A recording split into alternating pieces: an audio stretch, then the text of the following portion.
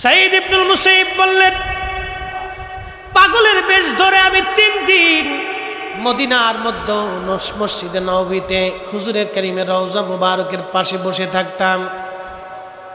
আল্লামা ইমাম দারিমি সুনানুদ দারিমির মধ্যে তিনি লেখেন, বিশুদ্ধ হাদিসে বিশুদ্ধ সনদে তিনি লিখতেছেন, ইমাম দারিমি রাহিমাহুল্লাহ তিনি লিখতেছেন, সাঈদ ইবনুল মুসাইয়িব বলেন, দুনিয়ার মানুষে আমি নবীর রওজা মুবারকের পাশে পাগলের বেশ ধরে বসে থাকতাম।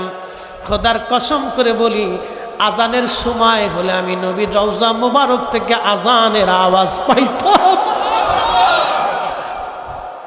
একামতের সময় হলে রাসূলের রওজা মুবারক থেকে একামতের আওয়াজ আসতো। আমি ওই একামতে আমি একমাত্র ব্যক্তি 3 দিন পর্যন্ত আমি মসজিদে নববীতে নামাজ পড়েছি। হাররার সময় ইয়াজিদের সৈন্যরা ঘোড়া গাধাগুলি নবীর মসজিদের বারান্দায় বেঁধেছিল। ওই ইয়াজিদের প্রশংসা যদি কোনো মুসলমান ইমাম খোদার দোয়ার মসজিদে করে, ওকে জুতা দিয়ে বাইরে মসজিদ থেকে বের করতে হবে। এই হাত উঁচা করে বলেন ঠিক কিনা? ইয়াজিদের কিছু কর্মকাণ্ড আপনাদের সামনে উপস্থাপন করে মনোযোগ লাগান। কারবালার পুরা আলোচনা টানতে গেলে বহু সময় চলে যাবে। শুধু ইমাম হুসেইন রাদিয়াল্লাহু আনহুকে শহীদ করা হলো, শহীদ করে নিয়ে যাওয়া হলো কুফার গভর্নর হাউসে। কুফার গভর্নর হাউসে যিনি দামি চেয়ারে সিংহাসনে বসে আছেন, এই ব্যক্তির নাম উবাইদুল্লাহ ইবনে জিয়াদ। এই উবাইদুল্লাহ ইবনে জিয়াদ ছিলেন জিয়াদের সন্তান। জিয়াদ ছিল জারজ। তার জন্মের মধ্যে ভেজাল ছিল, তার রক্তের মধ্যে ভেজাল। এই ভেজাল রক্তের মধ্যে আল্লাহ দুনিয়াতে একটা সন্তান দিলেন, তার নাম উবাইদুল্লাহ। চেয়ারের মধ্যে বসে হুসেইন রাদিয়াল্লাহু আনহুর পবিত্র মাথা মুবারক নিজের সামনে একটা প্লেটের মধ্যে রেখে একটা লাঠি দিয়ে আওলাদের রসুলের পবিত্র জবান, ঠোঁট মুবারক এবং নাকের মধ্যে, চোখের মধ্যে আঘাত করতেছিল আর বলতেছিল, হুসাইন বুঝলি ইয়াজিদের সাথে দুশ্মনী করার ফল কি হয়? মাজলিসের মধ্যে হাজার হাজার মুসলমান, কেউ সেই দিন প্রতিবাদ করতে পারে নাই। নবীর একজন সাহাবী যায়েদ ইবনে আরকাম রাদিয়াল্লাহু আনহু, যিনি যৌবনকালে মদিনার মধ্যে রসুলের দরবারে তিনি কাটিয়েছিলেন। উনি যখন যুবক, তখন ইমাম হাসান হুসাইন কেবলমাত্র বালক শিশু। আল্লাহর নবীর সঙ্গে খেলাধুলা করে, নবীর সঙ্গে খেলাধুলা করে। হযরত যায়েদ ইবনে আরকাম যখন বৃদ্ধ, তখন ইমাম হুসাইন শহীদ হয়ে গেলেন। লাঠির উপরে ভর দিয়ে নবীর বৃদ্ধ সাহাবী আওলাদে রসুলকে এক নজর দেখার জন্য আসছে। যখন লাঠি দিয়ে উবাইদুল্লাহ পবিত্র মুখ মুবারকের মধ্যে, ঠোঁটের মধ্যে আঘাত করতেছিল, নবী সাহাবী বরদাস্ত করতে পারেন নাই, চোখের পানি ছেড়ে দিয়ে কেঁদে দিয়ে বললেন, এই মারজানার ছেলে, তোর লাঠি ওই মুখ থেকে সরা।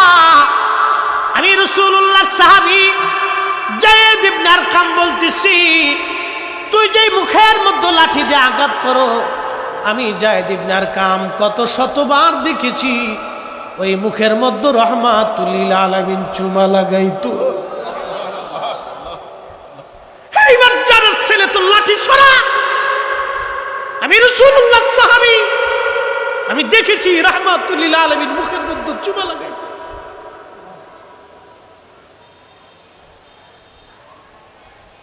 উবাইদুল্লাহ ডাক দিয়ে বলতেছে, এই বুড়া, তুই যদি বৃদ্ধ না হতি তোকে এখানে কতল করতাম। যায়েদ ইবনে আরকাম চিৎকার দিয়ে বলে উঠলেন, মারজানার ছেলে, খোদার কসম করে বলে আমি রাসূলুল্লাহ সাহাবী, একবার না, তুই যদি 1000 বার আমাকে শহীদ করে দাও, 1000 বার যদি আল্লাহ আমার জীবন দেয়, রাসূলুল্লাহর পক্ষে 1000 বার জীবন দিতে রাজি আছি। চিৎকার মেরে বলেন আল্লাহু আকবার।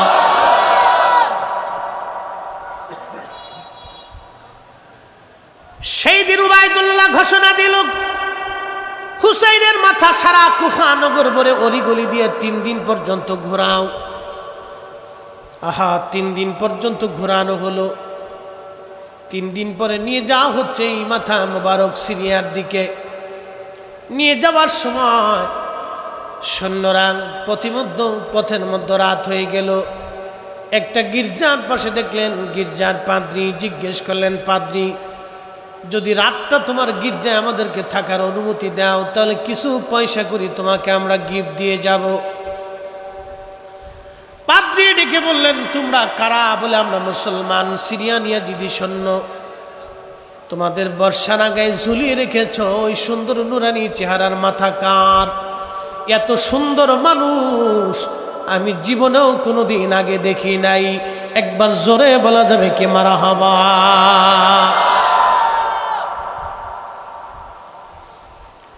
পাদ্রী ডেকে বললেন, সিরিয়ান সৈন্যরা, ওই পবিত্র মস্তক কার? এত সুন্দর নুরানি চেহারা, জীবনে কোনোদিন আমি এত সুন্দর মানুষ দেখি নাই। ওরা বলল, এরা আমাদের নবীর দৌহিত্র হুসাইনের মস্তক কেটে নিয়ে আসছি।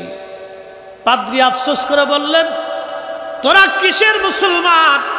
আমরা খ্রিস্টান। ঈসা আলাইহিস সালামের যদি ব্যবহার কিতো, জুতার ধুলাও যদি পাইতাম আমার সম্মানের সাথে রাখতাম। আর তোরা নবীর আওলাদের গলায় কেটে দিয়ে মাথা ঝুলিয়ে বর্ষার আগে বিদায়া তোরা চলে যাচ্ছিস, তোরা কি করে মুসলমান হতে পারিস? আরে সিরিয়ান সৈন্যরা, একটু মাথা মোবারক দিবি, আজকে একটা রাতের জন্য খেদমত করতে চাই। একবার জোরে বলা যাবে কি আল্লাহু আকবার? ইমাম হযরতে হাইতেমিয়া শাফি আস-সামাইকুল মুহরিকার মধ্যে লেখেন, ওই পবিত্র মস্তক মুবারক নিয়ে যাওয়া হচ্ছিল। পাদ্রী বললেন, মহিলারা কারা? বলে, আমার নবীর বংশের মহিলা। বলে, একটা রজনী নবী বংশের আওলাদদেরকে খেদমত করার সুযোগ দিবি রে, তারা ক্লান্ত শ্রান্ত। বিনিময় আমার এই গির্জার ভিতরে 10,000 স্বর্ণ মুদ্রা আছে রে সিরিয়ান সৈন্যরা। 10,000 স্বর্ণ মুদ্রা তোদেরকে দিয়ে দিব। আজকে একটা রাত্রের জন্য হুসাইনের পবিত্র মস্তকের খেদমত আমি করতে চাই, আওলাদে রসুলদের খেদমত করতে চাই। যদিও আমি মুসলমান না, আমি একজন খ্রিস্টান। পাদ্রী, দিবি তোরা 10,000 স্বর্ণ মুদ্রা দিবি। একসাথে বলা যাবে আল্লাহু আকবার। হযরত ইমাম মালিক 80 বছর ধরে মদিনাতে জুতা পরেন নাই। পার মধ্যে কতবার ফুসকা পরে ঘা হলো, রক্ত পড়ল। মদিনার হাউদের মধ্যে কোনোদিন পেশাব পায়খানা করেন নাই, এমনকি থুতু পর্যন্ত ইমাম মালিক রহিমাহুল্লাহ ফেলেন নাই। জিজ্ঞেস করা হলো, ইমাম মালিক, দুনিয়ার কত আলেম এই মদিনার মধ্যে জুতা পরল? দুনিয়ার কত আলেম এই মদিনার মধ্যে পায়খানা পেশাব করলো, জুতা স্যান্ডেল পরলো, থুতু নিক্ষেপ করলো? কোন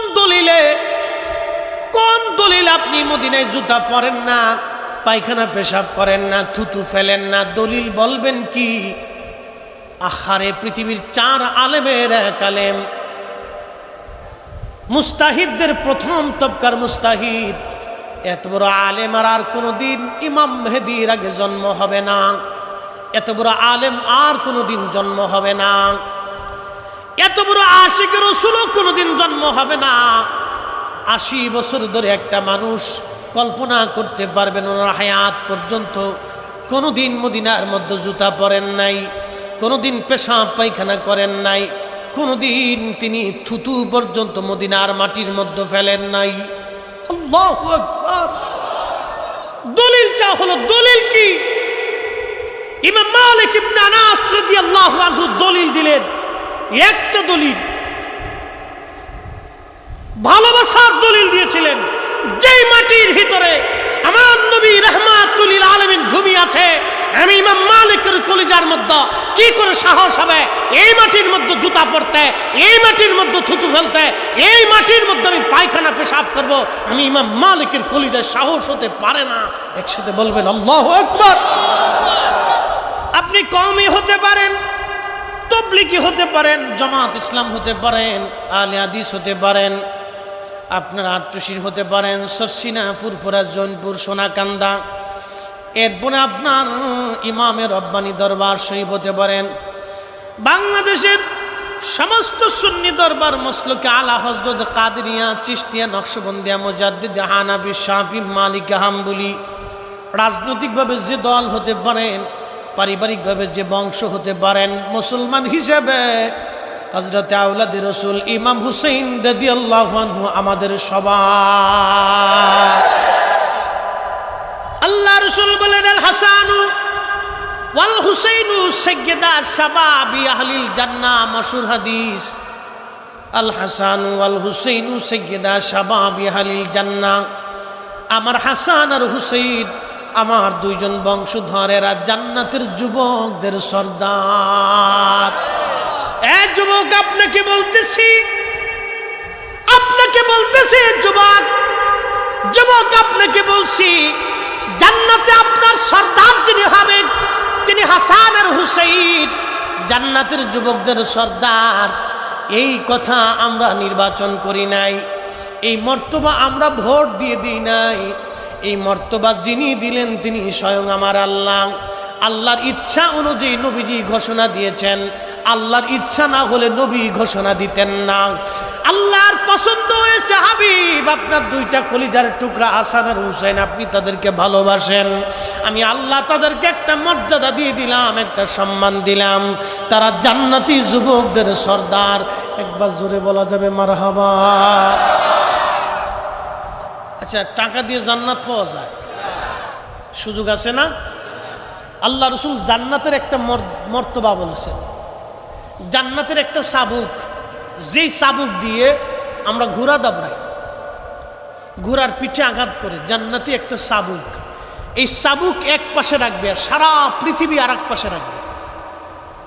জান্নাতের একটা চাবুক এক পাশে রাখবে, পৃথিবীর সারা সৃষ্টি আর পৃথিবী আর এক পাশে রাখবে। ওই জান্নাতের একটা চাবুকের এই দামের সমান সারা পৃথিবী বিক্রি করলেও হবে না। সেই জান্নাতের আটটা জান্নাত, তো কোন কোন বান্দাকে 10টা দুনিয়ার সমান একটা জান্নাত দেওয়া হবে, মানে 10টা দুনিয়ার সমান জান্নাতের জায়গা তার জন্য বরাদ্দ হবে। সেই জান্নাতের সব যুবকদের সর্দার। পাদ্রী ডাক দিয়ে বলতেছে, আজকে রাত্রের জন্য দিয়ে দাও। ওরা বলল হ্যাঁ, নিয়ে যান।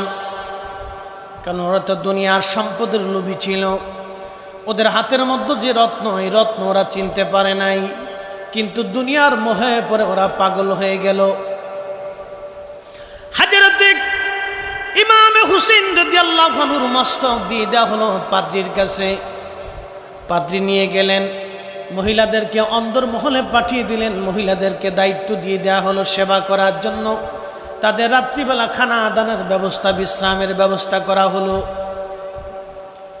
এবার ওই পাদ্রী পবিত্র মস্তক মাথা মোবারক নিয়ে গেলেন তিনার রুমের মধ্যে একটা স্বর্ণের প্লেটের মধ্যে রেখে পরিচ্ছন্ন পানি এনে ওই পানি দিয়ে ইমাম হুসাইন রাদিয়াল্লাহু আনহুর মাথা, দাড়ি, রক্তগুলি পরিষ্কার করতে লাগলেন আর কাঁদতে লাগলেন। সারা রাত্র মস্তক মুবারকের সামনে পাদ্রী বসে বসে কাঁদতে লাগলেন। লক্ষ্য করলেন আল্লাহর আকাশ থেকে একটা নূর মুবারক এসে ইমাম হুসাইন রাদিয়াল্লাহু আনহুর মস্তক বরাবর, আসমান বরাবর ফাঁকা হয়ে গেল। এই নূরের ভিতরে অদৃশ্য আশ্চর্য দৃশ্যগুলি দেখে পাদ্রী আর স্থির থাকতে পারলেন না, তার জবানে পড়ে ফেললেন লা ইলাহা ইল্লাল্লাহু মুহাম্মাদুর রাসূলুল্লাহ। পাদ্রী এবার পড়ে ফেললেন কালেমা। এই দৌলত নিয়ে পাদ্রী ইমানের দৌলতওয়ালা হয়ে গেলেন। একবার জোরে বলবেন কি মারহাবা? একদল মস্তক বহন করলো কিন্তু জান্নাত দিতে পারল না। আর একজন মস্তক মোবারক রাতে নিয়ে তিনি ইমানের দৌলতওয়ালা হয়ে গেলেন। শুধু ইমানের দৌলতওয়ালা না, ইশকে রাসূলের দৌলতওয়ালা হয়ে গেলেন। আরে ইমান তো ওই ইয়াজিদেরও ছিল, কি কথা কর না? ইমান তো ইয়াজিদের সৈন্যদেরও ছিল, ইমান তো ওদেরও ছিল, কিন্তু ইশকে রাসূলের দৌলত তো সবার ভিতরে নাই। ইশকে রাসূলের দৌলত এটা আলাদা নিয়ামত, এটা পাদ্রীর কলিজার ভিতরে এসে গেছে। খেদমত মহাব্বত এসে গেছে পাদ্রীর কলিজার ভিতরে, স্থির থাকতে পারে না। দিবি 10,000 স্বর্ণমুদ্রা তোকে আলাদা দিয়ে দিবি। ওটা মস্তক বহন করলো বটে, কিন্তু নিয়ামত নিতে পারল না। কিন্তু পাদ্রী নিয়ামত নিয়ে নিল। মস্তক নিয়ে যা হলো সিরিয়াতে। একটা কথা খেয়াল রাখবেন, শহীদ হলেন কারবালা, নিয়ে আসা হলো কুফা, সেখানে 3 দিন ঘোরানো হলো, 2-4-5 দিন এদিকে পার হয়ে গেল। মস্তক নিয়ে যা হলো সিরিয়াতে। সিরিয়াতে নিয়ে যাওয়ার পরে ইয়াজিদ বলল 3 দিন পর্যন্ত সিরিয়ার অলিগলি দিয়ে শুধু ঘোরাও, মানুষের দেখাও। আপনি তো খুব মোহাম্মতে পাগল হয়ে গেছেন, মোহাম্মতে গুদু গুদু হয়ে গেছে, উরে সর্বনাশ। খুব ভালো মানুষ ছিল, নামাজ কালাম পড়ে একবার ইয়াজিদ একবার উদ্ধার করে ফেলেছে। কোটি বছর নামাজ পড়লে কি হবে যদি ইশকে রাসূল না থাকে? কি কথা বলেন না কেন? কোটি বছর নামাজ পড়লে কি হবে যদি ইশকে রাসূল না থাকে? ইয়াজিদ এই পবিত্র মস্তক 3 দিন পর্যন্ত সারা এলাকা ভরে ঘুরাইতে বললেন। সারা এলাকা ঘোরানো হচ্ছে পবিত্র মাথা। সবাই তো আর ইয়াজিদের দলের না। ইশকে রাসূল যাদের কলিজায়, রাস্তার পাশে দাঁড়ায় দাঁড়ায় তারা কাঁদতেছে। একটা নজর আওলাদের রাসূল দেখার জন্য তারা প্রতীক্ষায় দাঁড়িয়ে আছে। একজন আশিক রাসূল পবিত্র মস্তক দেখে তিনি কোরআনের একটা আয়াত তেলাওয়াত করলেন এইভাবে, আম হাসিবতা আন্না আসহাবাল কাহফি ওয়ার রাকিমি কানু মিন আয়াতিনা আযাবা।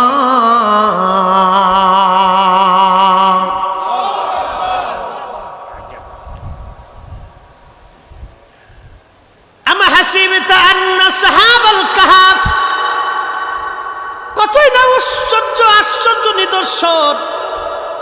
আসহাবে কাহাফ, আল্লাহ বলেন কানু মিন আয়াতিনা আযাবা।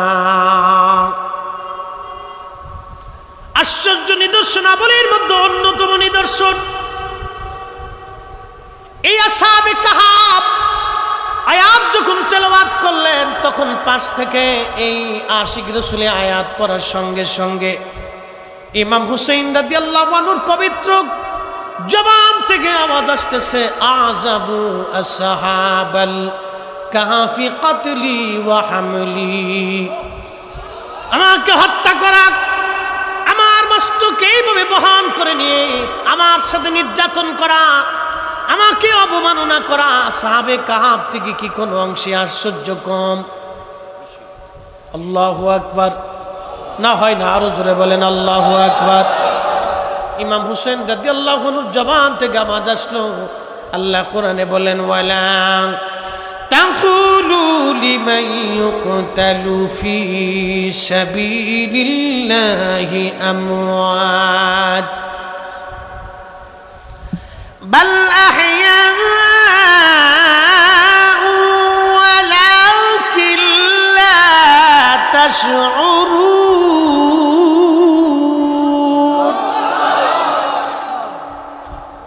ওয়ালা তাকুলু, তোমরা বলিও না, লিমান ইউকতালু ফি সাবিলিল্লাহি আমওয়াত, আল্লাহর পথে যারা জীবন দেয় তাদেরকে মরা মনে করিও না। বাল আহইয়া, বরং তারা জিন্দা জিন্দা জিন্দা জিন্দা জিন্দা।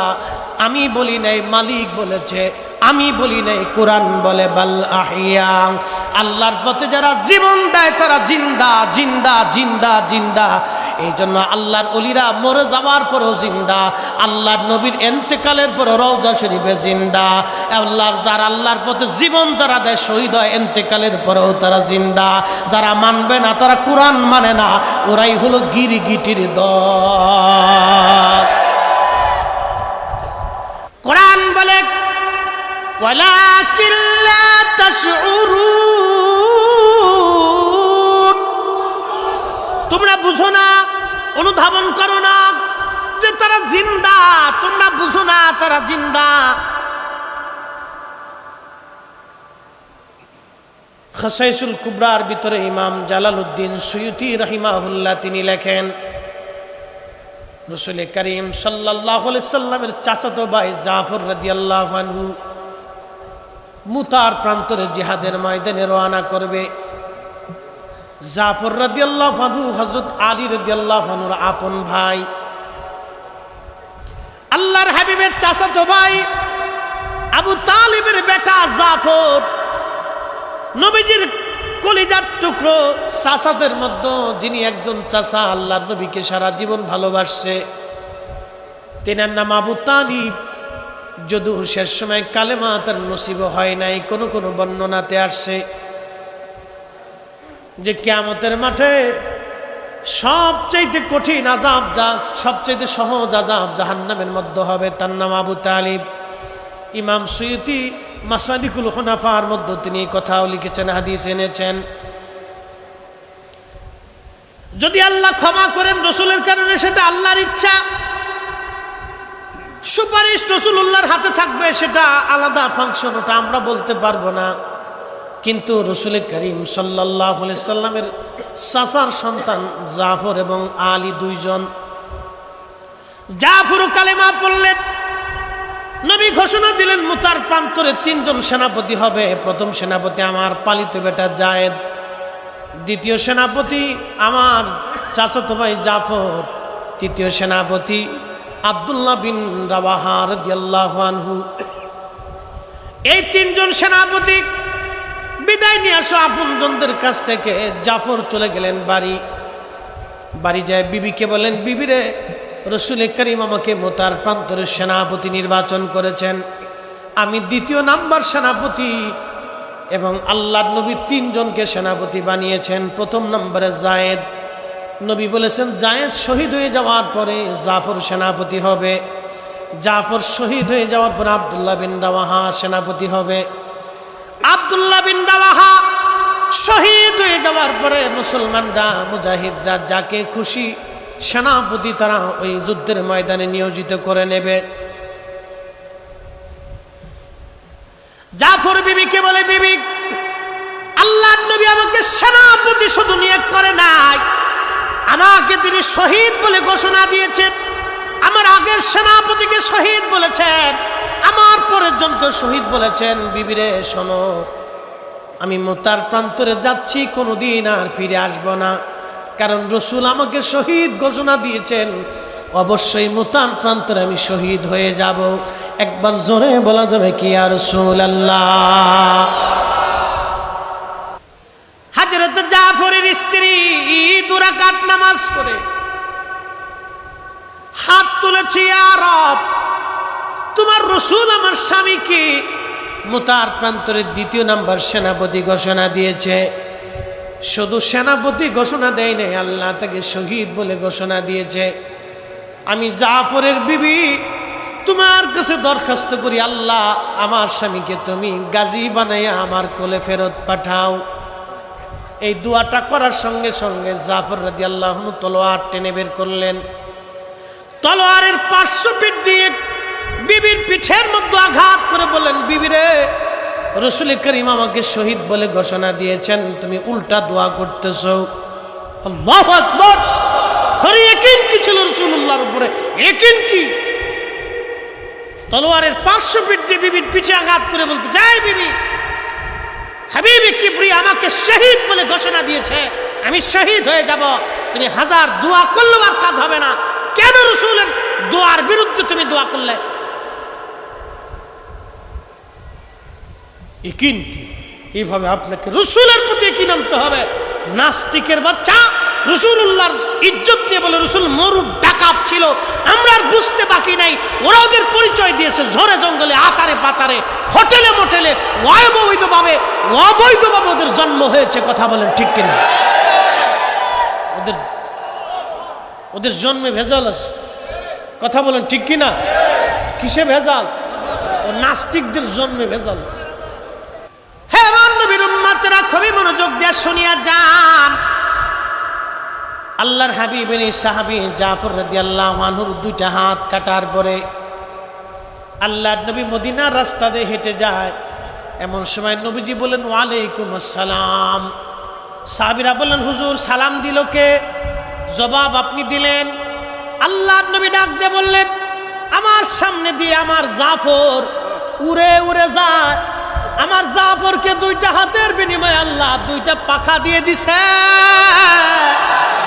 আমার জাফর জান্নাতের যেখানে খুশি সৃষ্টির সেখানে আমার জাফর উড়ে উড়ে যায়। একসাথে বলেন আল্লাহু আকবার।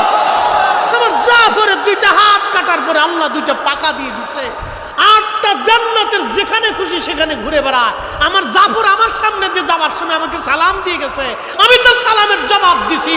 আরে দুনিয়ার নবী, রূহের দুনিয়ার নবী, দুনিয়ার জগতের নবী যদি নূরের জগতের জাফরের সালামের জবাব দিতে পারে, রাহমাতুল লিল আলামিন রওজা শরীফ থেকে আজকে আমাদের সালামের জবাব দিতে পারে, নবী আজকের মাহফিল দেখতে পারে। কথা বলেন ঠিক কিনা? ইমাম হুসেইন শাহাদাতের পরেও জিন্দা। মস্তক থেকে আওয়াজ আসলো, কি চমৎকার! আশিক রাসূল তার কপালে চুমা দিলেন, তার মুখে চুমা দিলেন। একসাথে বলা যাবে না মারহাবা? প্রিয় মুসলমান, আসকালানের গভর্নর পবিত্র মস্তক রেখে দাফন করে দিল। হযরত ইমাম হুসেইন রাদিয়াল্লাহু আনহুর মস্তক 554 হিজরিতে ওই অঞ্চল কাফেররা যখন দখল করে নিল, মিশরের গভর্নর বললেন 30,000 স্বর্ণ মুদ্রা তোমাদেরকে দিব, ইমাম হুসেইন রাদিয়াল্লাহু আনহুর মস্তক আমরা নিয়ে আসব। ওরা বলল 30,000 স্বর্ণ মুদ্রা পাবো, তাহলে নিয়ে চলে যাও, ওটা তো আমাদের দরকার নাই। 30,000 স্বর্ণ মুদ্রা দিয়ে মিশরের গভর্নর স্বর্ণ সামন্ত নিয়ে জুতা পায়ে দিয়ে না খালি পায়ে গেলেন। একসাথে বলবেন কি মারহাবা? আল্লাহ এশকে রসুল কি জিনিস এদের থেকে শিখে যাবেন। জুতা পায়ে দিলেন না, উনি হুকুম দিলেন প্রত্যেকটা স্বর্ণ যারা ইমাম হুসেইন পবিত্র মস্তক আনতে যাবা কেউ জুতা পায়ে থাকবে না। আওলাদে রসুলের সম্মানে জুতা খুলে ফেলবে, তোমরা খালি পায়ে যাবে। খালি পায়ে যখন ওনার কবর থেকে পবিত্র মাথা ওঠানো হলো, 500 বছর আগে যেইভাবে দাফন করা হয়েছিল, 500 বছর পরে ঠোঁট পর্যন্ত শুকায় নাই, চেহারার লাবণ্যতা নষ্ট হয় নাই, একটা চুল পর্যন্ত পড়ে যায় নাই, চোখের পাওয়ারও নষ্ট হয় নাই। একবার জোরে বলবেন কি মারহাবা? 500 বছর পরে মাটির ভিতরে ইমাম হুসেইন একই রকম পবিত্র মস্তক, চেহারার সৌন্দর্য লাবণ্যতা নষ্ট হয় নাই, নাক নষ্ট হয় নাই, চুল দাড়ি মুবারক নষ্ট হয় নাই, ঠোঁট শুকিয়ে যায় নাই, দাঁত নষ্ট হয় নাই, চোখের সেই লাবণ্যতা নষ্ট হয় নাই, চোখের সেই সৌন্দর্য নষ্ট হয় নাই, সেই রক্ত তখনও ঝরতেছিল। 500 বছর পর ওনার পবিত্র মাথা থেকে জান্নাতের মিশকের ঘেরান আসতেছিল। না হয় না? আরো জোরে, আরো জোরে। তিনি আওলাদে রাসূল, ওনার মোহাব্বতে আজকে বসে গেছে। কপাল আমার ভালো হবে না, ঘরে শুয়ে থাকবে ওর ভালো হবে। তার মহব্বতে আসছে। সৈয়দা শাবাব আহলিল জান্নাহ সুলতানে কারবালার মহব্বতে আসছে। যে শহীদ না হলে দ্বীনই খুঁজে পেতেন। ইমাম হুসেইন যদি সেই দিন ইয়াজিদের সাথে বশ্যতা মেনে নিতেন তো ইসলাম হারিয়ে চলে যেত। নবীর উম্মত মিথ্যার কাছে মাথা নত করত। এই জন্য দেখবেন যুগে যুগে যুগে যুগে নবীর উম্মত মিথ্যার কাছে মাথা নত করে নাই, জীবন দিয়েছে কিন্তু মাথা নত করে নাই। ঠিক কিনা? মোহতারাম উপস্থিতি, ইমাম হুসেইন রাদিয়াল্লাহু আনহু জীবনের ছোট্ট ঘটনা আপনাদের সামনে উপস্থাপন করলাম। মদিনার মানুষ পরের বছর বিদ্রোহ ঘোষণা করল। ইয়াজিদ তার সৈন্য মুসলিম ইবনে উকবাকে পাঠিয়ে দিলেন, ঘোষণা দিলেন, যা 3 দিন মদিনার মানুষকে ডাকবি আমার বায়াতের জন্য। যদি মদিনার মানুষ আমার বায়াত না মানে 3 দিন মদিনাকে হালাল করবি, যা খুশি তাই মদিনাতে করবি, যত মানুষ পাবি হত্যা করবি, যত নারী পাবি ধর্ষণ করবি। আমার দিকে তাকান, ইতিহাস বড় নির্মম। এই 3 দিনকে হাররা দিবস বলা হয়। হাররা ইতিহাসে, তারিখে, সিরাতে, হাদিসে নববীর ভাষাতে হাররা হাররা।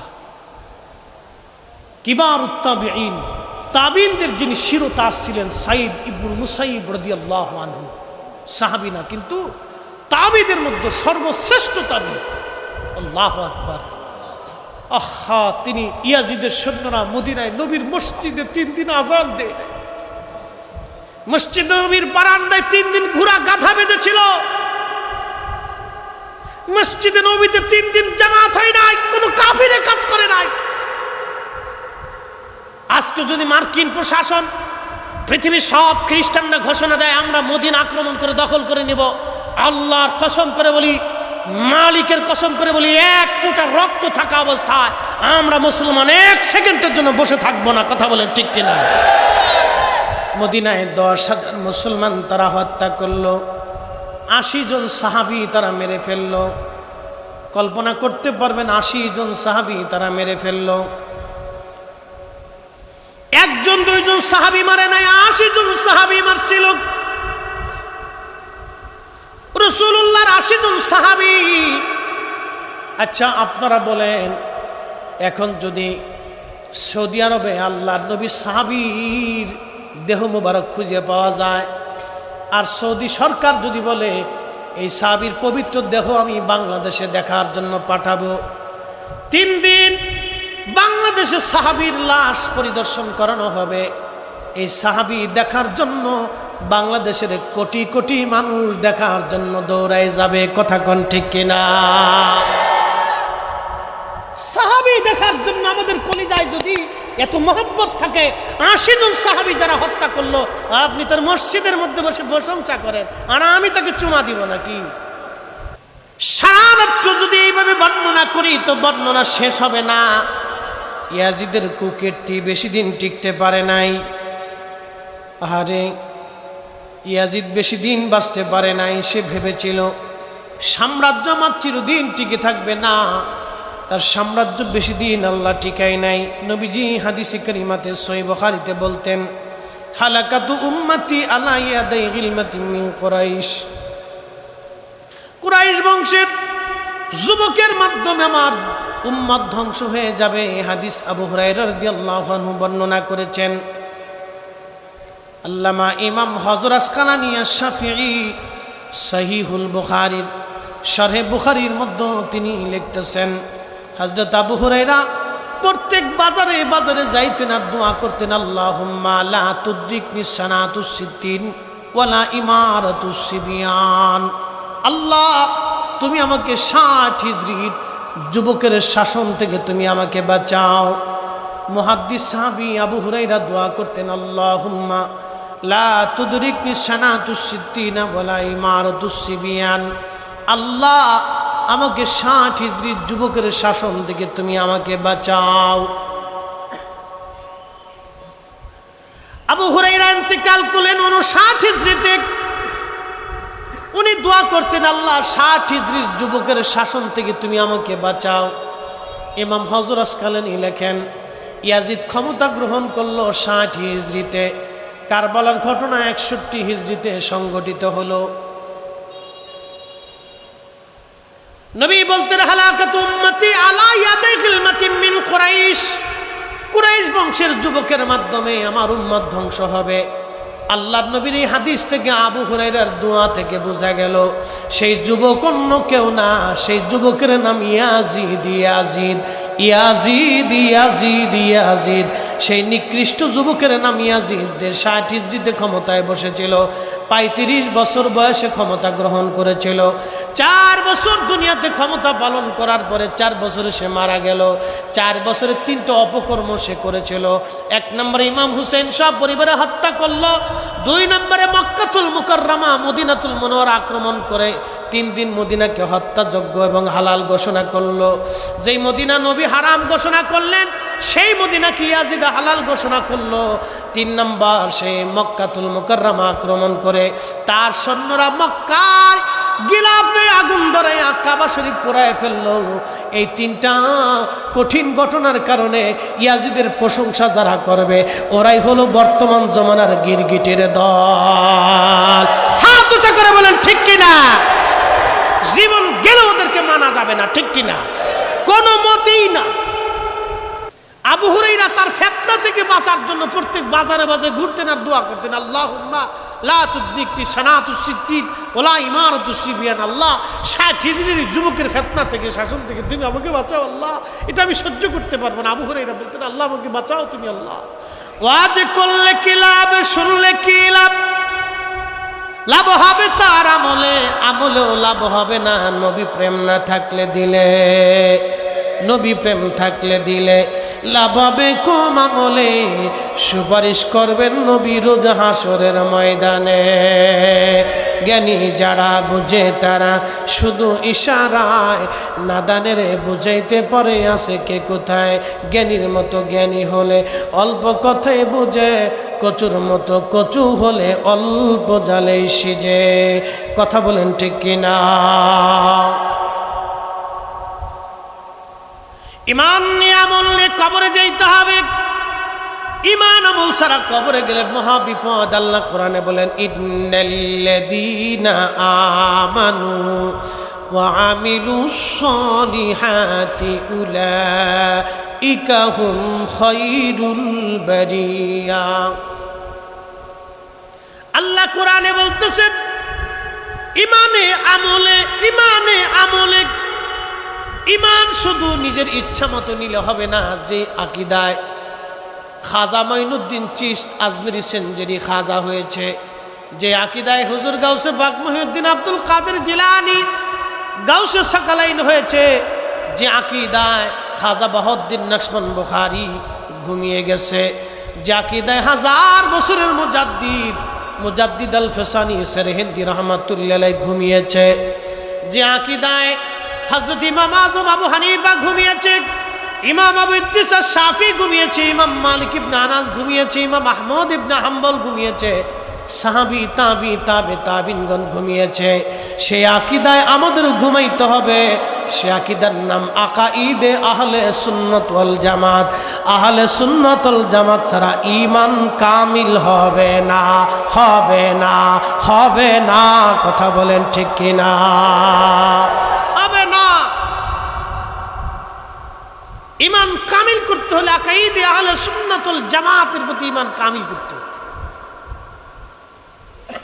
ওয়ামিলুস সালিহাত, নেক আমল, ভালো কাজ, ভালো আমল আপনাকে করে যেতে হবে। খারাপ কাজ করা যাবে না। ভালো আমল, ভালো আমল করে যাওয়া লাগবে। মুসলমান ভালো আমল করে যাওয়া লাগবে। বাবুরহাটের মুসলমান, এখন আপনাদেরকে ভালো আমলের ভিতরে একটা আমলের কথা বলে দিয়ে যায় আমরা, খুব মনোযোগ দিয়েন।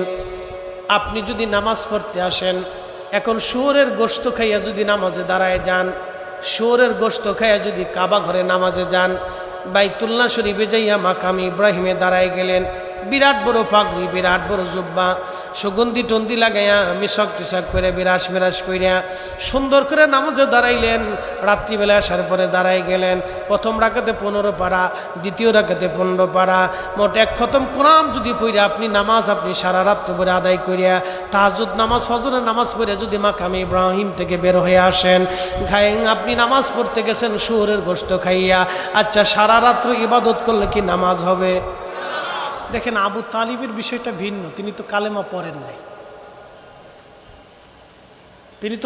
পড়েন নাই, ঈমান আনেন নাই। এখানে ঈমান শর্ত, ঈমান শর্ত। এই জন্য আল্লাহ রাসূল বলেছেন, আল মারু আমান আহাব্বা।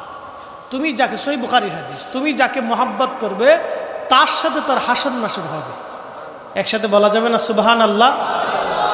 সহিহ বুখারীতে রাসূল বলেছেন, লা ইউমিন, তুমি ঈমানদারি হবে না হাত্তা আকুনা আহাব্বা ইলাইহি মিন ওয়ালিদিহি ওয়া ওয়ালাদিহি ওয়ান নাসি আজমাইন। দুনিয়ার সব ব্যক্তি, পুরুষ, জীবন, ভালোবাসার মানুষ, পিতা মাতা, আত্মীয় স্বজন যাহা আছে, তোমার সন্তান সন্ততি, সব কিছুর চাইতে আমি নবীকে তোমাকে ভালোবাসলে তাহলে তুমি ঈমানের স্বাদ পাবা। মারহাবা বলবেন না? এখানে ঈমান শর্ত। কি শর্ত? ঈমান শর্ত। ভাইয়ের প্রশ্ন ঠিক আছে, ঈমান শর্ত। আবু তালিব তো ঈমান আনেন নাই, এই জন্য তিনি ভালোবাসছেন কিন্তু বেনিফিট পান নাই, তিনি ঈমান আনেন নাই। আমরা তো ঈমানদার, কালমা পড়ছি, কথা কন না কেন? তাহলে আমরা যেহেতু ঈমান আনছি, তাহলে রাসূলুল্লাহর হাদিস, বুখারী থেকে 2টা হাদিস আমরা বললাম, 2টা হাদিসের ভিত্তিতে আমরা বলতে পারি ভালোবাসলেও বেনিফিট পাওয়া যাবে। কি কথা কন না কেন? আরে আল্লাহর খলিলের বিরুদ্ধে দাঁড়াইয়া আগুনে ফু দেওয়ার জন্য যদি একটা প্রাণীর শাস্তি এরকম হতে পারে, আওলাদের রাসূলের গলায় যারা ছুরি চালিয়েছিল, 3 দিন ধরে তাদেরকে নির্মম কষ্ট যারা দিয়েছিল, তাদের পরিবারদেরকে পর্দার বাহিরে এনে ঘোড়ার পৃষ্ঠে চড়িয়ে তাদেরকে বাজারে বাজার প্রদক্ষিণ করা হয়েছিল, রাসূল কারীমের ইজ্জতের চাদর যারা ধরেছিল, আল্লাহি বিল্লাহি তাল্লাহি কাবা শরীফের গিলাফ দিয়েও তাদেরকে কবরে দিলে জান্নাত নসিব হবে না। কথা বলেন ঠিক না বেটে?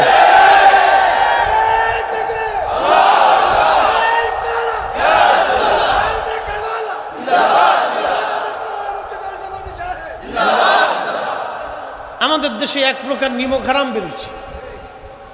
এরা মসজিদে বৈশা ইমাম হুসাইনের কারবালার মাসে ইয়াজিদের প্রশংসা করে। কি কথা বলেন, আসে না? ও মুসলমান,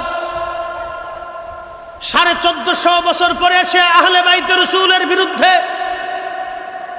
শাহরুল্লাহিল মুহররম, পবিত্র মুহররম মাসে, ইমাম হুসাইনের শাহাদাতের মাসে, আহলে বাইতের কষ্টের মাসে দুশমনে রাসূল ইয়াজিদের পক্ষ নিয়ে খোদার ঘরের মিম্বরে বসে যারা ওয়াজ করে, ওরাই হলো বর্তমান জমানার মানবরূপী গিরগিটির দল।